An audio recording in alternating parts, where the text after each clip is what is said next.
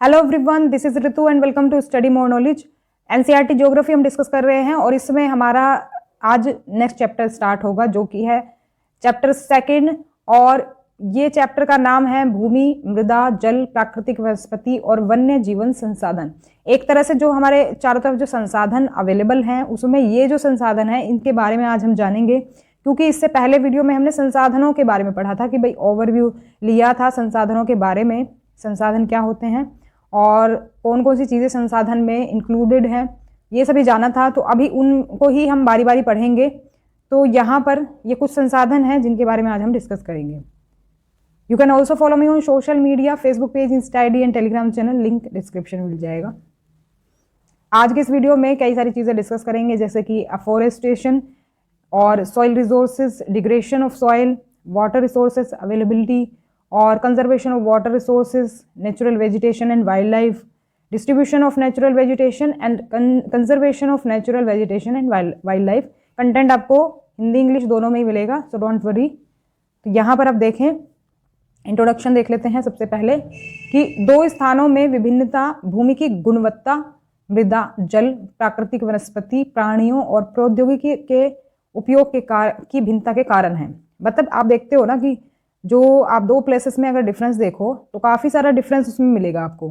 तो उसका मतलब यही है कि भाई उसमें वहाँ पर आपको अलग अलग मिट्टी मिलेगी, कहीं पर लाल मिट्टी पाई जाती है, कहीं काली मिट्टी पाई जाती है, कहीं जल के रिसोर्सेज आपको जो है वो अलग अलग तरह के मिलेंगे, कहीं नदियों का पानी आता है, कहीं किसी तरह से पानी मिलता है आपको। प्राकृतिक वनस्पति वहाँ की अलग होगी, जो प्राणी हैं यानी जो आपके एनिमल्स जो हैं, जैसे आपके जो वनों में एनिमल्स मिलते हैं वो भी अलग तरह के होंगे। जो टेक्नोलॉजी है उसका उपयोग जो है उसमें भी एक तो तरह से आपको डिफरेंस देखने को मिलेगा। तो इन स्थानों का एक दूसरे से भिन्न होने का मुख्य कारण इस प्रकार के संसाधनों की उपलब्धता है। तो ये सभी जो संसाधन हैं भाई किस तरह से अवेलेबिलिटी है, वहाँ पर कम है या ज़्यादा मौजूद है, ये उस हिसाब से ही होती है ये डिफरेंस होने का कारण। अब सबसे पहले बात कर लेते हैं हमारे इम्पोर्टेंट संसाधन की, जो कि है भूमि, लैंड। तो सभी महत्वपूर्ण प्राकृतिक संसाधनों में भूमि भी शामिल है।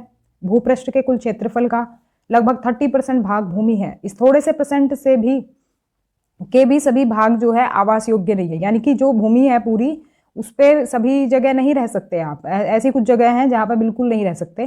तो मुख्यतः भूमि और जलवायु के भिन्न भिन्न लक्षणों के कारण विश्व के विभिन्न भागों में जनसंख्या का वितरण असमान पाया जाता है। इस पॉइंट को समझना कि भाई जहाँ पर रहने लायक परिस्थितियाँ मिलती हैं ना, जैसे मैदानी इलाका है, प्लेन्स है, नदियों के आसपास का किनारा है, जहाँ से हर चीज़ की फैसिलिटी है, तो वहाँ पर आपको जनसंख्या ज़्यादा मिलेगी। लेकिन जहाँ पर दिक्कतें हैं बहुत सारी, जैसे पहाड़ी इलाका हो गया या फिर जहाँ पर जो एरियाज़ जो है बर्फ़ से ढके हुए हैं वहाँ पर आप नहीं रह सकते, तो वहाँ पर जनसंख्या बहुत कम मिलेगी या फिर ना के बराबर मिलेगी। तो इसी वजह से जो जनसंख्या का वितरण है वह समान पाया जाता है, मतलब अनइक्वल है। इक्वल नहीं मिलेगा आपको कि भाई जितने लोग मैदानी इलाकों में रह रहे हैं वो पहाड़ी इलाकों में रह रहे होंगे, इतना ज़रूरी नहीं है।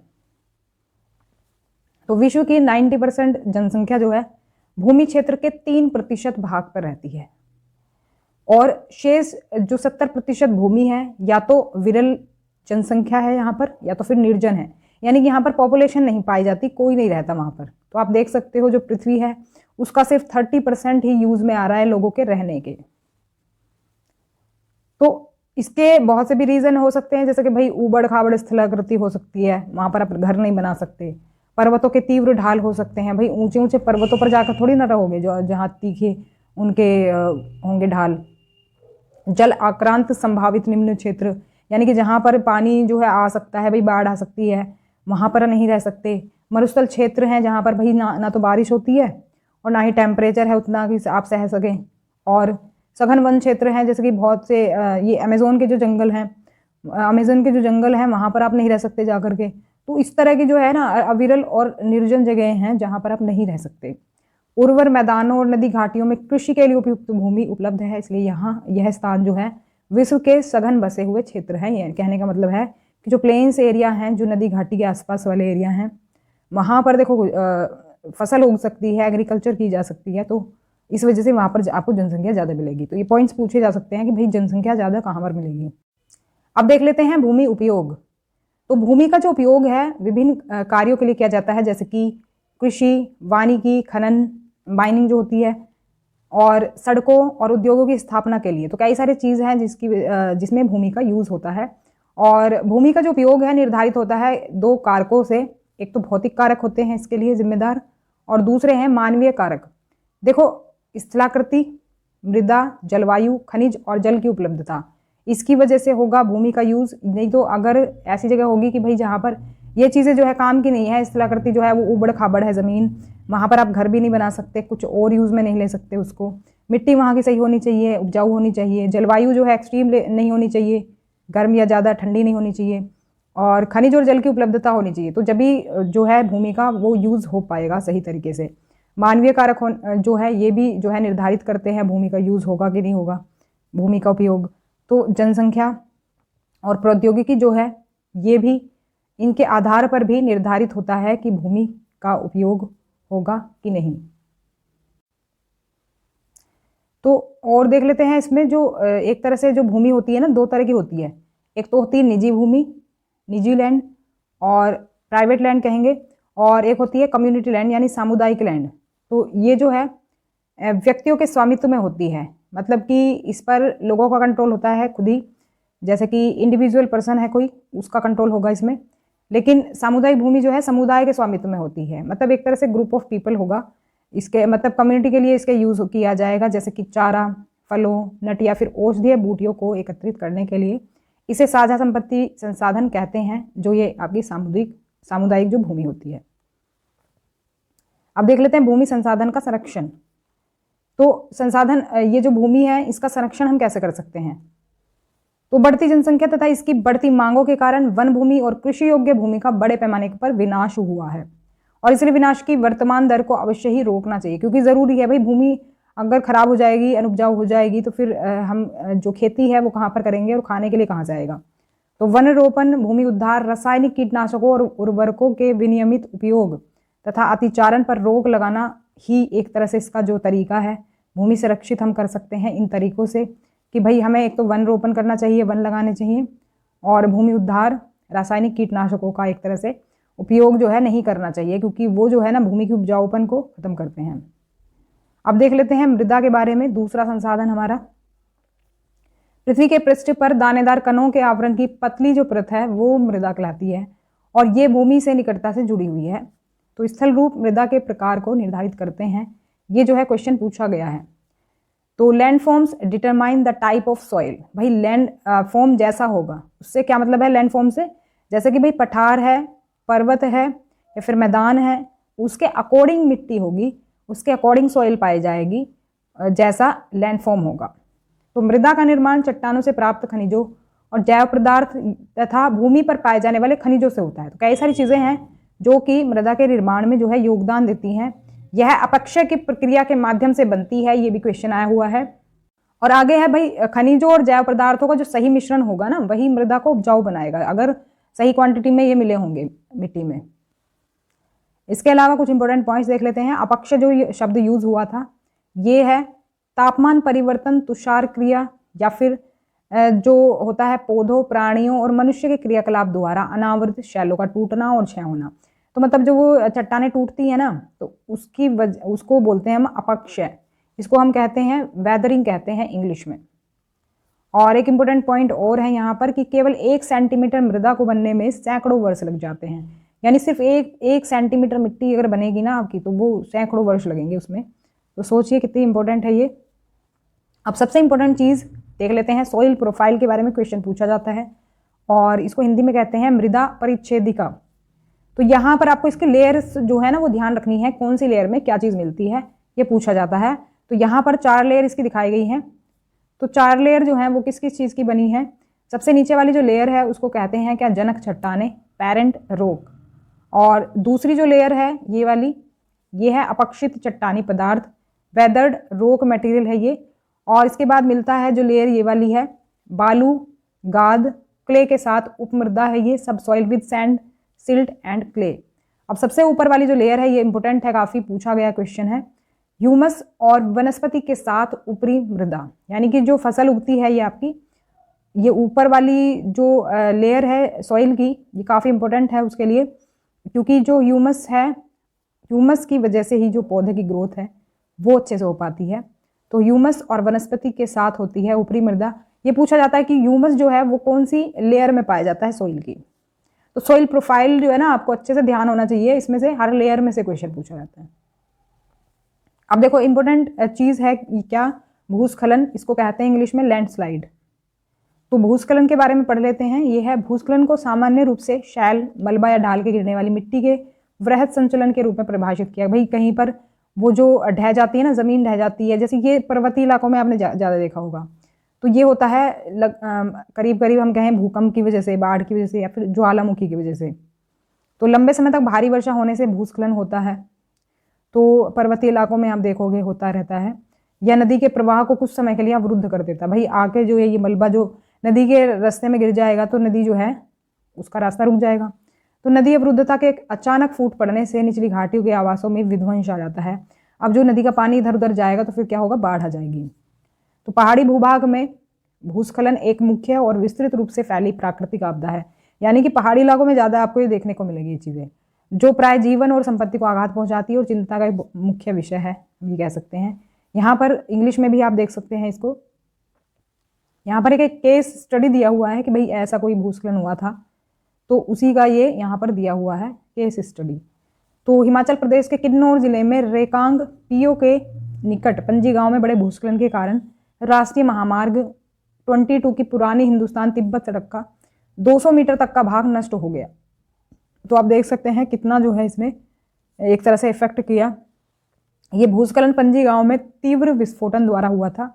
विस्फोटन के कारण ढाल का ये कमजोर क्षेत्र नीचे गिर गया। अब जो भी थोड़ा सा सेंसिटिव एरिया होगा ना वो जो है ना फिसल जाता है, वो मतलब एक तरह से नीचे गिर जाता है, जिसके कारण सड़क और गांव के आसपास के क्षेत्र को क्षति पहुंची। पंजी गांव को किसी संभावित मानव विनाश से बचाने के लिए पूर्ण रूप से खाली करा दिया गया था।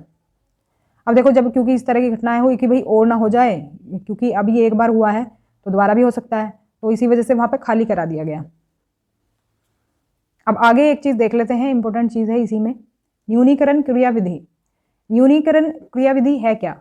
वैज्ञानिक प्रविधियों के विकास से हमें समझने की शक्ति मिली है कि भूस्खलन उत्पन्न होने के कौन से कारक हैं और उनका प्रबंधन कैसे करना है। तो भूस्खलन को रोकने की कुछ प्रविधियां निम्न हैं, तो यही कहलाता है न्यूनीकरण क्रियाविधि। अब यहाँ पर जो है ये पॉइंट्स आप ध्यान रखेंगे कि क्या कर सकते हैं हम इसमें भूस्खलन को रोकने के लिए। तो यहाँ पर भूस्खलन प्रभावित क्षेत्रों का मानचित्र बनाकर इसमें प्रभावित होने वाले स्थानों को इंगित करना, इस प्रकार इन क्षेत्रों को आवास बनाने के लिए छोड़ा जा सकता है।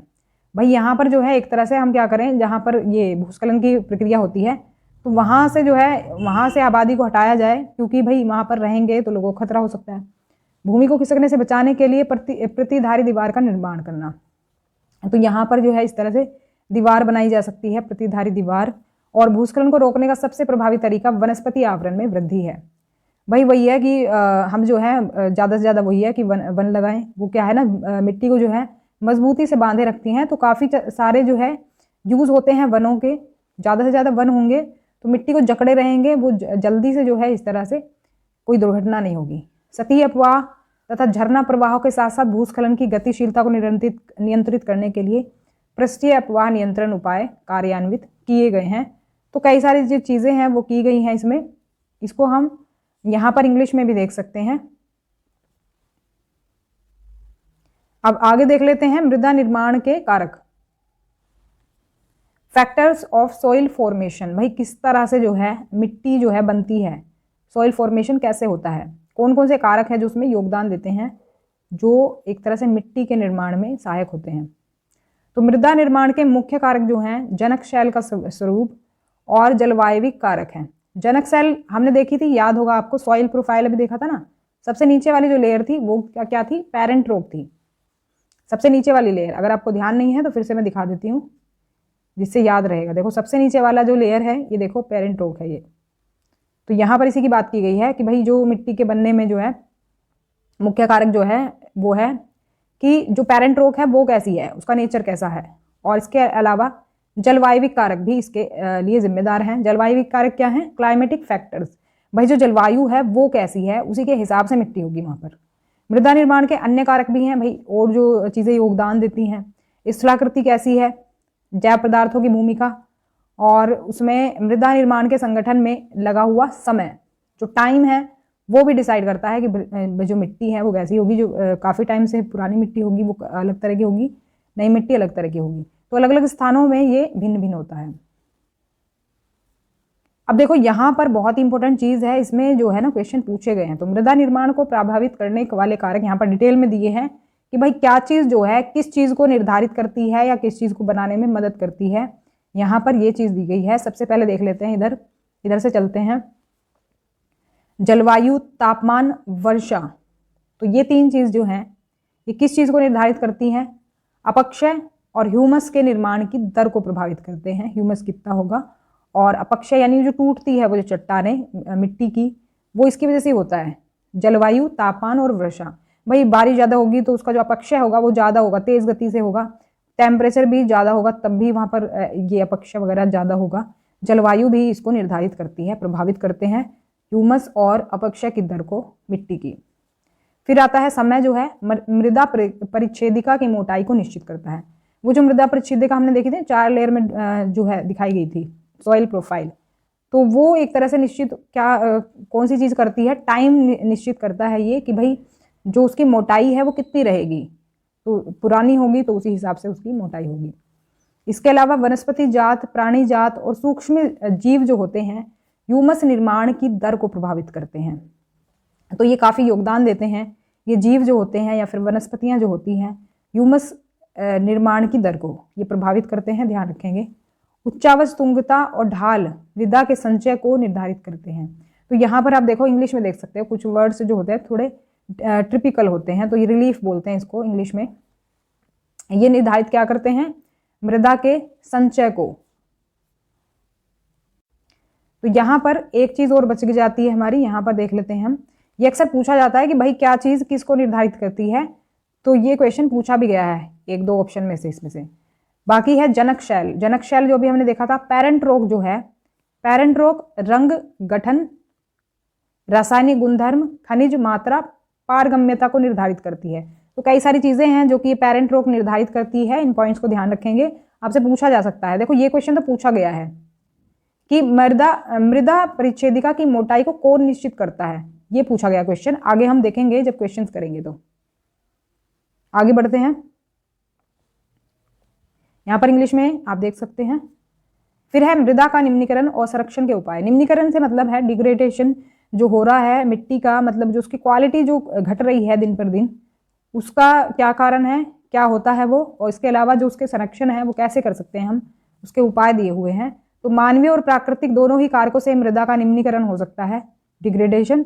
और मृदा के निम्नीकरण में सहायक कारक जो हैं वनोन्मूलन है। भाई अगर आप पेड़ काट दोगे, वनों को खत्म कर दोगे, तो जो उसकी क्वालिटी है ना मिट्टी की वो खत्म होने लगेगी।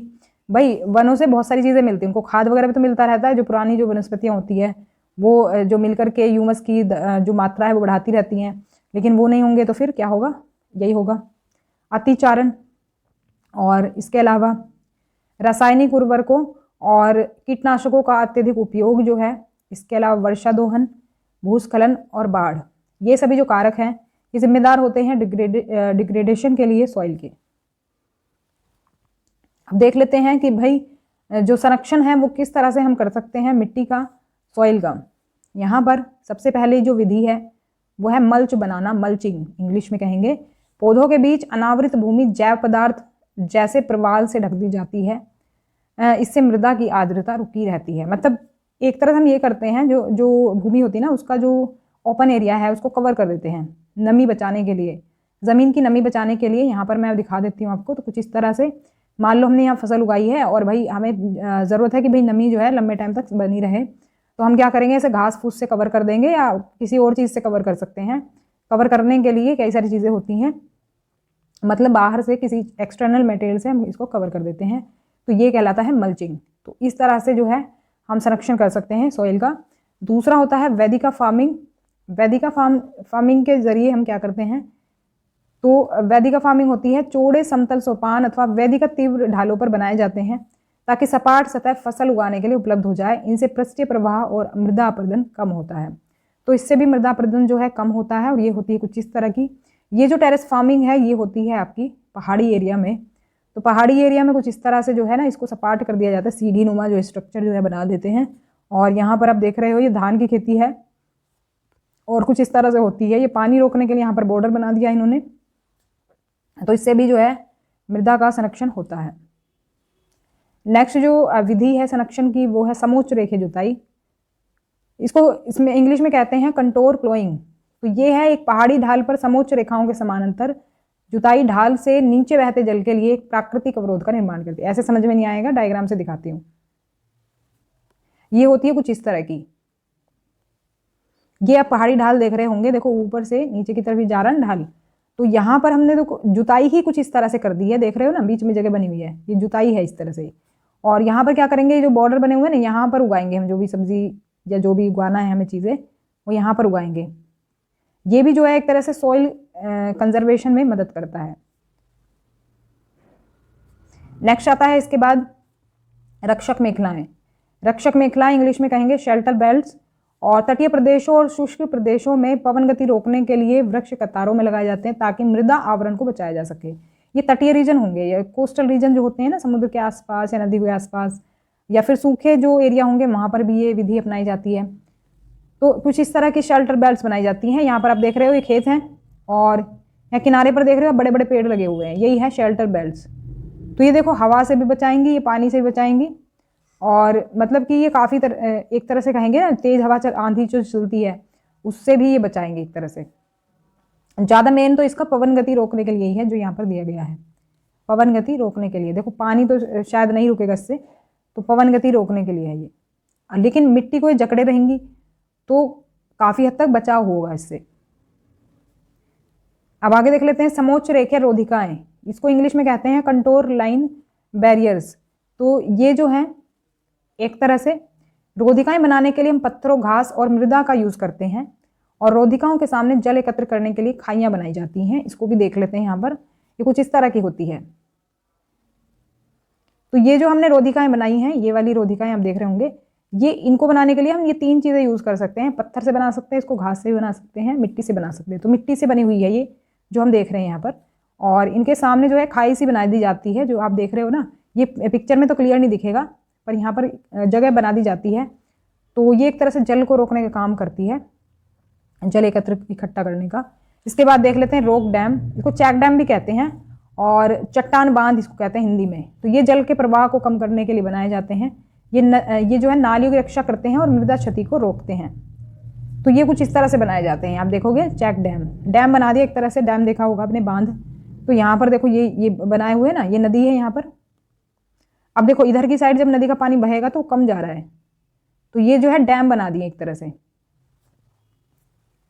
तो इससे जो है मिट्टी का कटाव जो है वो रुकेगा। तो यहाँ पर ये विधियाँ हम अपना सकते हैं। इसके बाद जो लास्ट जो विधि है हमारी मृदा संरक्षण की, वो है बीज की फसल उगाना, यानी कि इंटरक्रॉपिंग हम कर सकते हैं। इंटरक्रॉपिंग में होता क्या है कि भाई तरह तरह की फसल उगाते हैं हम, मतलब कि एक फसल यहाँ पर हमने कोई और उगाई है, इसके बीच में कोई और उगा दी, यहाँ पर कोई और, यहाँ पर देख रहे हो ना तरह तरह की फसल आप देख रहे हो यहाँ पर, इसको कहते हैं इंटरक्रॉपिंग। तो वर्षा दोहन से मृदा को सुरक्षित रखने के लिए अलग अलग समय पर भिन्न भिन्न फसलें एकांतर कतारों में उगाई जाती हैं। ये एकांतर कतार कहेंगे हम इसको, ऑल्टरनेट रोज। आगे देख लेते हैं, वाटर के बारे में जान लेते हैं। यहाँ पर एक महत्वपूर्ण नवीकरणीय प्राकृतिक संसाधन है ये वाटर, और भूपृष्ठ का 3/4 भाग जल से ढका है। और 3.5 अरब वर्ष पहले जीवन महासागरों से ही शुरू हुआ था, और आज भी महासागर पृथ्वी की सतह के लगभग 2/3 भाग को ढके हुए हैं, ध्यान रखेंगे। और इसके बाद देखो इससे क्वेश्चन पूछा जाता है कि जो अलवण जल है यानी जो फ्रेश वाटर है वो सिर्फ 2.7% ही अवेलेबल है, और इसमें से भी डेटा ध्यान रखना कि इसका भी 70% जो है बर्फ की चादरों, हिमानियों के रूप में अंटार्कटिका, ग्रीनलैंड और पर्वतीय क्षेत्रों में आपको मिलेगा। सिर्फ जो इसमें से 1% है वो ही मानव उपयोग के लिए उपयुक्त है, इसमें से नहीं, जो टोटल जो वाटर है उसका 1%। अब वर्ष 1975 में मानव उपयोग के लिए जल की खपत लगभग एक तरह से 3850 घन किलोमीटर थी, यानी कि 1 किलोमीटर के एरिया में इतनी खपत होती थी, जो कि वर्ष 2000 में बढ़कर 6000 घन किलोमीटर वर्ष से भी अधिक हो गई है। यानी जो पानी की खपत है ना वो काफ़ी बढ़ गई है 1 किलोमीटर के एरिया में, जो हम लोग यूज़ करते हैं डेली यूज़ में।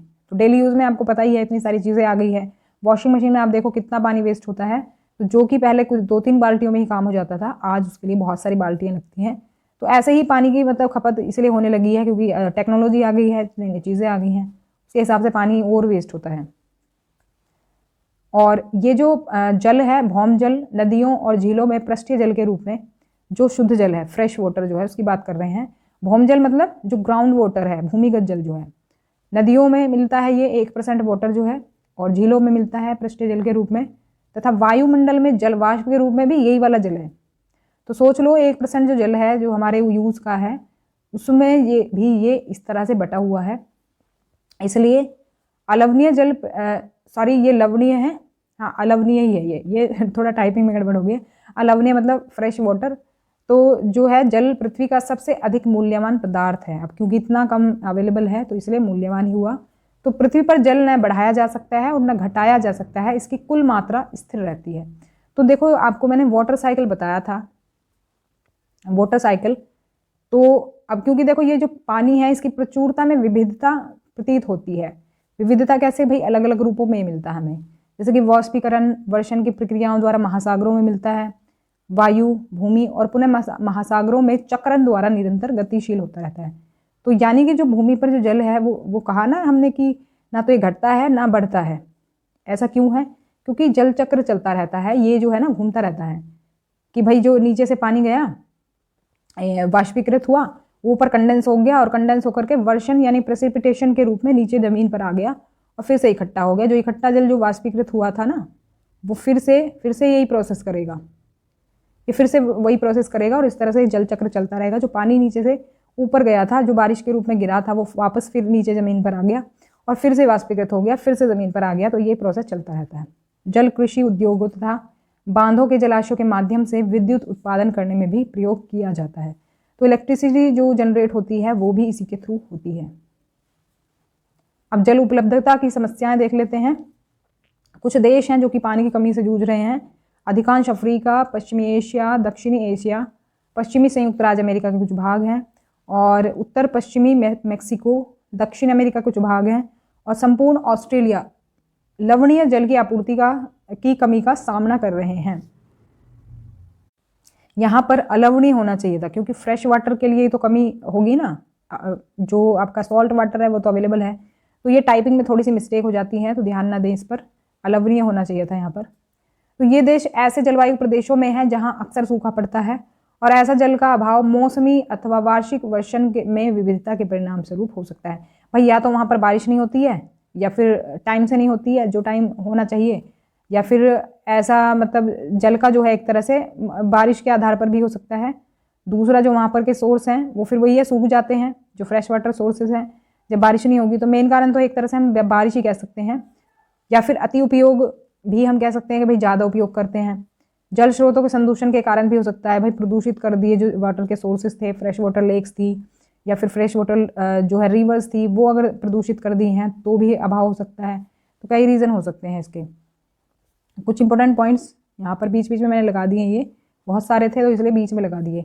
तो एक टपकता नल जो है एक वर्ष में 1200 लीटर जल व्यर्थ करता है। तो ध्यान रखें आपके घर में ऐसा कोई सिचुएशन ना आए, उसके नीचे कोई बर्तन रख सकते हो कि भाई अगर ऐसा कोई कभी कभी सिचुएशन ऐसी आ जाती, भाई वो कोई रिपेयरिंग का काम है तो वहाँ पर आप उसमें कोई बर्तन रख सकते हो जिससे पानी वेस्ट ना हो, आप किसी यूज़ में आप उसको ले लो। इसके बाद है, क्या आपने जल बाजार के बारे में सुना है?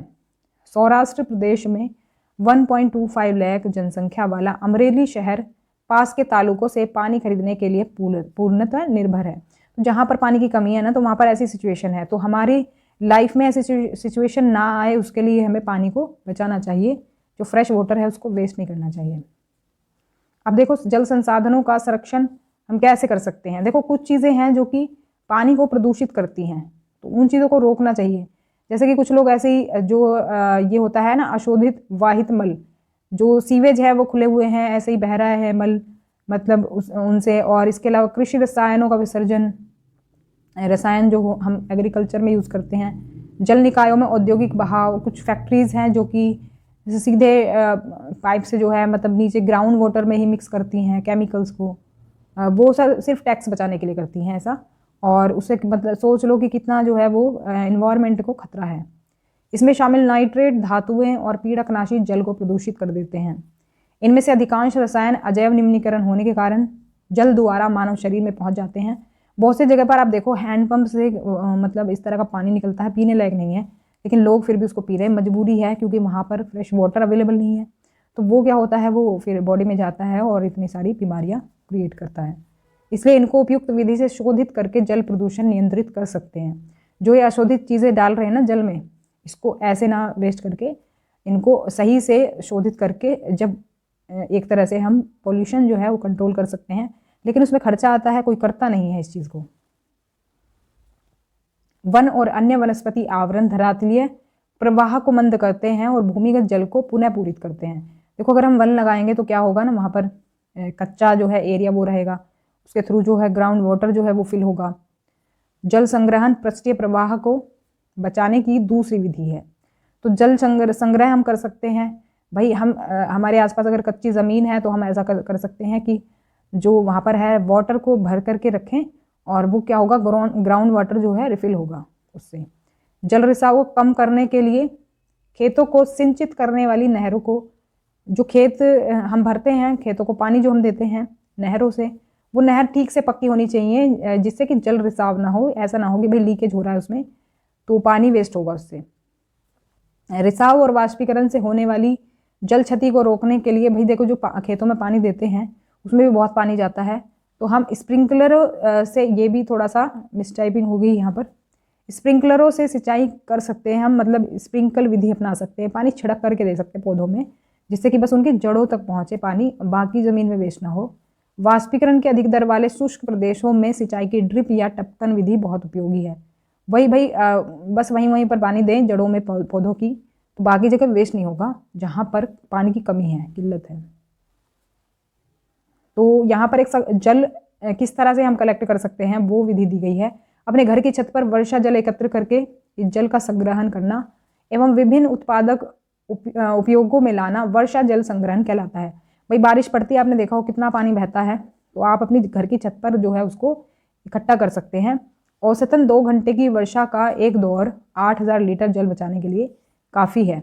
तो आप जो है उसको इकट्ठा कर सकते हैं, आप अपने यूज़ में उस पानी को ले सकते हैं, कितना सारा पानी बच जाएगा। अब देख लेते हैं प्राकृतिक वनस्पति और वन्य जीवन, ये भी एक संसाधन ही है। तो भारत के पूर्वी और उत्तर पूर्वी आर्द्र प्रदेशों में बांस प्रचुर मात्रा में पैदा किया जाता है, ध्यान रखेंगे।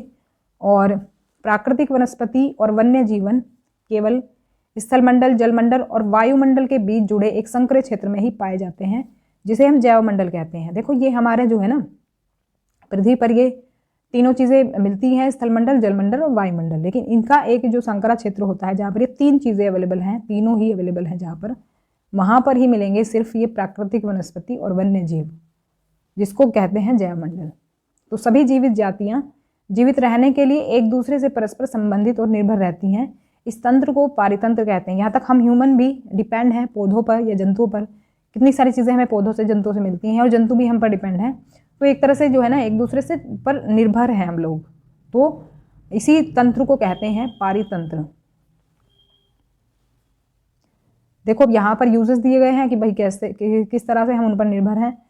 तो पौधे हमें इमारती लकड़ी देते हैं, प्राणी को आश्रय देते हैं, ऑक्सीजन उत्पन्न करते हैं जिसमें हम सांस लेते हैं, फसलों को उगाने के लिए आवश्यक मृदा की सुरक्षा करते हैं और रक्षक मेखला के रूप में कार्य करते हैं। पौधे भूमिगत जल के संग्रह में सहायता करते हैं, भाई जो ग्राउंड वाटर है उसको रिफिल करने में हेल्प करते हैं।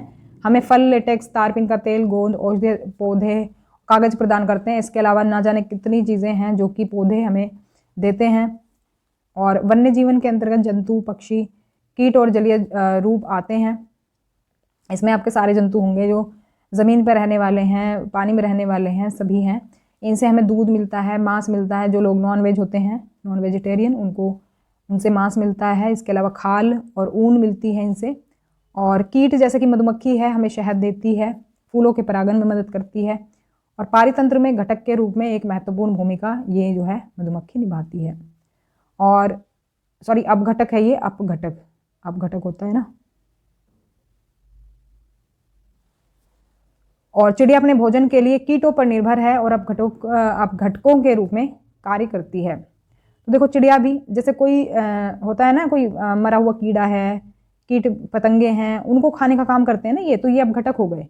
जो वेस्ट एक तरह से ठिकाने लगाते हैं ये, जैसे गिद्ध होते थे ना, गिद्ध मरे हुए जानवर को खाते थे, वैसे ये मक्खियाँ हैं, आपने देखा होगा, और चिड़ियाँ हैं, ये भी अपघटक का काम करती हैं। अपघटक वो होता है जब कोई वेस्ट है, भाई हमारे लिए तो वेस्ट है वो चीज़, लेकिन ये क्या है, एक तरह से सफाई का काम करती हैं, पर्यावरण को साफ करने का।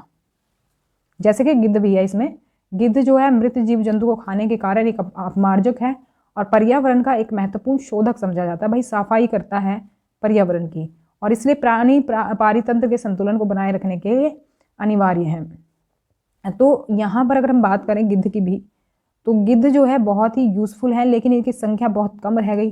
तो अब इनके संरक्षण की जो है की जा रही तैयारी, क्योंकि जो है अगर ये विलुप्त हो गए ना, तो फिर बहुत ज़्यादा दिक्कत आ जाएगी, पर्यावरण जो है असंतुलित हो जाएगा। तो ये बहुत ज़रूरी है पर्यावरण के लिए, इसलिए इनको अभी जो है इनका प्रजनन जो है बढ़ाया जा रहा है, इनकी जो संख्या है वो बढ़ाई जा रही है। तो यहाँ पर उसी से रिलेटेड चीज़ है, भारतीय उपमहाद्वीप में जिन पशुओं का उपचार डिक्लोफिनेक, एस्प्रिन अथवा इबुप्रोफेन जैसे पीड़ानाशी से किया जाता था, मतलब ये दर्द उपचार थी एक तरह से पशुओं के लिए, उनके अपमार्जन के उपरांत गिद्ध की जो है किडनी खराब होने से ये मर रहे थे। मतलब अब देखो वो जानवर मर गए, अब वो उनको बाहर जंगल में छोड़ दिया, तो ये गिद्ध उनको खाते थे, तो गिद्ध खाते थे, तो इन दवाइयों के असर की वजह से गिद्ध की जो है किडनी खराब हो गई। जैसे आप भी कोई गलत चीज़ खा लो तो आपका भी कोई इंटरनल ऑर्गन फेल हो सकता है ना, तो वैसे ही इनकी किडनी जो है फेल होने लगी, तो इससे इनकी संख्या हो गई कम। तो अब पशुओं के इन औषधियों के उपयोग करने पर प्रतिबंध लगाने के प्रयास किए जा रहे हैं। प्रयास तो किए जा रहे हैं, लेकिन अभी भी ये दवाइयाँ आपको मिल जाएंगी, ये अभी भी ऐसे ही यूज़ हो रही हैं। तथा आरक्षित स्थान पर गिद्ध के प्रजनन के प्रयास किए जा रहे हैं। भाई विलुप्त नहीं करना चाहते हम ये प्रजाति, जो कि एनवायरनमेंट के लिए इतनी फायदेमंद है, तो उसके खत्म होने से तो पर्यावरण को नुकसान ही रहेगा।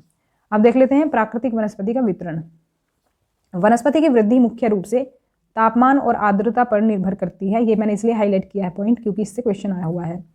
और विश्व की वनस्पति के मुख्य प्रकारों को 4 वर्गों में रखा जा सकता है, जैसे वन, घास, घास स्थल, गुल्म और टुंड्रा। तो क्या ही तरह के हैं, जैसे गुल्म ये इंग्लिश में कहेंगे ग्रूव, मैंग्रोव वन देखे ना आपने, बस वही। तो यहाँ पर ये 4 वर्गों में रख सकते हैं वनस्पति को। और भारी वर्षा वाले क्षेत्रों में विशाल वृक्ष उग सकते हैं, जहाँ पे भाई ज़्यादा बारिश होगी तो वहाँ पर तो वनों को ग्रोथ के लिए सारी चीज़ें मिल रही हैं, तो भारी वन होंगे, वहाँ पर ज़्यादा वन होंगे। इस प्रकार वन प्रचुर जलापूर्ति वाले क्षेत्रों में ही पाए जाते हैं, जहाँ पर पानी मिलेगा वनों को वहीं पर मिलेंगे आपको। जहाँ जहाँ आर्द्रता कम होगी वैसे वनों का आकार और उनकी सघनता कम हो जाएगी। मतलब जितनी डेंसिटी वर्षा वाली जगह पर है, जैसे कि सदाबहार वन आपने देखे हैं, उनको वर्षा वन भी कहते हैं, वो इसी वजह से वहाँ पर इतने घने हैं, क्योंकि बारिश मिलती है उन्हें। जहाँ पर नहीं मिलेगी वहाँ पर उनकी सघनता कम हो जाएगी, डेंसिटी कम होगी। तो सामान्य वर्षा वाले क्षेत्रों में छोटे आकार वाले वृक्ष और घास उगती है, जिससे विश्व के घास स्थलों का निर्माण होता है। सामान्य यानी मीडियम मॉडरेट रेनफॉल होता है वहाँ पर, ना ज़्यादा कम है बारिश, ना ज़्यादा है। कम वर्षा वाले शुष्क क्षेत्रों में कटीली झाड़ियाँ एवं गुल्म उगते हैं। तो यहाँ पर तो ये गुल्म जो है ना, गुल्म, सॉरी वो मैंने गलती से वहाँ पर वो बोल दिया था। तो ये है ना श्रब्स हैं, श्रब्स जो हैं एक तरह से झाड़ियाँ जो हैं, और या तो फिर कटीली झाड़ियाँ तो वो हो गई जो कांटेदार होते हैं, और ये श्रब्स होते हैं जो छोटे पेड़ होते हैं, छोटे से साइज़ के छोटे पेड़ जो होते हैं वो आते हैं श्रब्स के अंदर, गुल्म कह देते हैं इनको हिंदी में। और इस प्रकार के क्षेत्रों में पौधों की गहरी जड़ें होती हैं, और वाष्पोत्सर्जन की से होने वाली आर्द्रता की हानि को घटाने के लिए इन पेड़ों की पत्तियाँ कांटेदार या फिर मोमी सतह वाली होती हैं। नागफनी वगैरह आपने देखे होंगे। जो ठंडे प्रदेश होते हैं वहाँ पर टुंड्रा वनस्पति में एक तरह से मॉस और लाइकेन सम्मिलित हैं। टुंड्रा वनस्पति में ध्यान रखेंगे। पौधे जो है जंतु को आश्रय प्रदान करते हैं, साथ ही साथ पारितंत्र को भी अनुरक्षित कर रखते हैं एक तरह से। और वनोन्मूलन, मृदा प्रदन, निर्माण कार्य, दावानल, भूस्खलन में से कुछ मानव और प्राकृतिक कारक हैं जो मिलकर इन महत्वपूर्ण प्राकृतिक संसाधनों के लुप्त होने की प्रक्रिया को बढ़ावा दे रहे हैं। यानी कि जो कई सारी चीज़ें हैं जो कि भाई हमारी भी दखलंदाजी की वजह से हैं, और कुछ नेचुरल फैक्टर्स भी हम कह सकते हैं जो कि जिम्मेदार हैं इन प्राकृतिक संसाधनों को ख़त्म करने के लिए। तो अब इसके अलावा जो मानवीय गतिविधियां भी हैं कुछ, भाई पशु खाल, चमड़ा, नाखून, दांत और पंखों के साथ साथ सींगों के एकत्रीकरण और गैर कानूनी व्यापार के लिए जंतुओं का अनाधिकार शिकार किया गया है। और इनमें से कुछ जंतु हैं जो कि मुख्य हैं, जो आकर्षण का केंद्र रहते हैं, मतलब सभी मनुष्यों के लिए, इंसानों के लिए। भाई उनको किसी ना किसी तरीके से उनको वो शिकार करके जो है उनकी बहुत सारी चीज़ें बेचते हैं, जैसे कि चीता है, शेर है, हाथी, ब्लैक बग, मगरमच्छ, दरियाई घोड़ा, हिम तेंदुआ, शुतुरमुर्ग और मोर। तो इनका शिकार करते हैं, इनके अंगों के लिए या इनकी खाल के लिए या फिर इनके जो सींग वगैरह हैं उनके लिए। बाकी इनका संरक्षण जो है जागरूकता बढ़ाकर हम कर सकते हैं। राष्ट्रीय उद्यान, वन्य जीव अभ्यारण्य, जैवमंडल निचय या फिर हमारी प्राकृतिक वनस्पति और वन्य जीवन को सुरक्षित रखने के लिए बनाए जाते हैं। ध्यान रखेंगे इन सभी के जरिए जो है हम प्राकृतिक वनस्पति और वन्य जीवन को जो है सुरक्षित रखते हैं। और अनेक पक्षी और जीव जंतु के अंधाधुंध शिकार के कारण या तो वे विलुप्त हो गए हैं या फिर विलुप्त होने के कगार पर हैं। कुछ वही शिकार से मर रहे हैं, तो कुछ जंतुओं को वैसी दशाएं नहीं मिलती हैं नेचर में जिससे कि वो सर्वाइव कर सकें। प्रादेशिक और सामुदायिक स्तर पर जागरूकता कार्यक्रमों जैसे सामाजिक वानिकी, वन महोत्सव को प्रोत्साहित किया जाना चाहिए। भाई इसके थ्रू जो है हम जागरूकता फैला सकते हैं इनके संरक्षण के लिए। तो सामाजिक वानिकी हम कर सकते हैं या फिर वन महोत्सव हम कर सकते हैं। अब एक इम्पॉर्टेंट पॉइंट जो कि है दावानल। दावानल होता है जो जंगलों में आग लग जाती है, तो ये काफ़ी खतरनाक होती है। तो ये प्राणी जात और वनस्पति जात के संपूर्ण क्षेत्र के लिए खतरा है। तो ये जो दावानल है, जंगलों में जो आग लगती है 3 कारणों से लगती है, जैसे कि तड़ित झंझा के कारण प्राकृतिक अग्नि का लगना, यानी कि तड़ित झंझा होती है जो बिजली गिरती है। लोगों की लापरवाही के कारण घास फूस में जनित ऊष्मा के कारण अग्नि का लगना, यानी कि किसी ने लापरवाही कर दी और कोई चीज़ जली हुई डाल दी घास फूस में, तो वो उससे जल के भड़क गई। और स्थानीय लोगों, उद्यमी शरारती लोगों द्वारा किसी उद्देश्य से अग्नि लगाना, कुछ लोग जानबूझकर लगा देते हैं ऐसी आग। और नियंत्रण के कुछ उपाय कर सकते हैं, जैसे कि शिक्षण द्वारा अग्नि लगने से रोकना। भाई हम लोगों को एजुकेट कर सकते हैं इसके लिए कि भाई इस तरह से आप आग लगने से रोक सकते हो। परीक्षण बिंदुओं, निपुण भूमि चौकसी या फिर संचार जाल के समन्वित जाल द्वारा अग्नि लगने का शीघ्र पता लगाना, या तो फिर जैसे जो ये सैटेलाइट्स वगैरह होती हैं इनके थ्रू हमें अगर टाइम से पता चल जाए तो हम उस पर कंट्रोल कर सकते हैं। ये उपाय हम नियंत्रण के लिए कुछ कर सकते हैं। इसमें इंग्लिश में भी आप देख सकते हैं यहाँ पर। अब देख लेते हैं राष्ट्रीय उद्यान क्या है। राष्ट्रीय उद्यान जो है वर्तमान और भविष्य की पीढ़ी के लिए एक या एक से अधिक पारितंत्रों की पारिस्थितिक एकता की रक्षा के लिए नामित किया गया प्राकृतिक क्षेत्र है। भाई एक प्राकृतिक क्षेत्र है जिसमें कि हम कह देते हैं भाई ये नेशनल पार्क है और यहाँ पर सारे जीव जंतु जो हैं वो हैं, और अब फिर उसमें जो है जाने के लिए पाबंदियां होती हैं नेशनल पार्क में। जैवमंडल नीचे क्या होता है? बायोस्फीयर रिजर्व इंग्लिश में कहते हैं, और ज़्यादातर आपने यही नाम सुना होगा इंग्लिश वाला। तो ये वैश्विक नेटवर्क द्वारा जुड़े रक्षित क्षेत्रों की एक श्रृंखला है जिसे संरक्षण और विकास के बीच संबंध को प्रदर्शित करने के इरादे से बनाया गया है। एक तरह से कंजर्वेशन के लिए ही है ये, जीव जंतुओं के और वनस्पति के। अब एक इंपॉर्टेंट चीज और देख लेते हैं जो कि लास्ट में है चैप्टर के। साइट्स का नाम आपने सुना होगा, CITES। इसका पूरा नाम है the convention on international trade in endangered species of wild fauna and flora, यानी कि जीव और जंतु दोनों के लिए ही है ये। इसका ये जो है एक सरकारों के बीच एक अंतर्राष्ट्रीय समझौता है, ये इंटरनेशनल लेवल पर ये संस्था है, और इसका उद्देश्य ये सुनिश्चित करना है कि वन्य प्राणी और पौधों के नमूनों के अंतर्राष्ट्रीय व्यापार से उनके जीवन को कोई खतरा नहीं है। तो मोटे तौर पर पशुओं की 5000 जातियां और पौधों की 28,000 जातियां रक्षित की गई हैं इसके थ्रू, और भालू, डॉल्फिन, कैक्टस, प्रवाल, ऑर्किड और एलो कुछ उदाहरण हैं। तो कुछ मुख्य उदाहरण आपको यहाँ पर दिए गए हैं। ये एक तरह से संरक्षित करते हैं इन सभी जीव जंतुओं को, जिससे कि जो चीज़ें विलुप्त हो रही हैं उनमें जो है कमी लाई जा सके एक तरह से। तो ये थी हमारी आज की क्लास, और इसके नेक्स्ट वीडियो में हम करेंगे प्रीवियस क्वेश्चंस। तब तक के लिए stay connected and keep watching study more knowledge. Thanks for watching.